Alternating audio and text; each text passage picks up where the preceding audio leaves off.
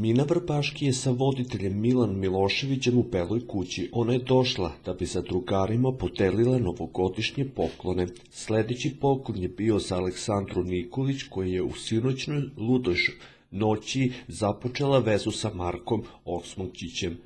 Nisam ovo očekivala, skoro sam ušla, ne bi se razočarala i da nisam dobila ništa. Što se tiče Marka, desilo se slučajno, rekla je Aleksandra, pa otvorila poklone. Kakva si se, Viki, pitao je Milan. Ja nemam problem sa njom za sada, ali vidjet ćemo, rekla je Aleksandra. Mina je imala potrebu da se obrati Milici Veselinović. Milice, nemoj da trčiš sa mensurovim stvarima, zamolila me i njegova podrška. Sada za vreme reklama obratila se Mina Milici.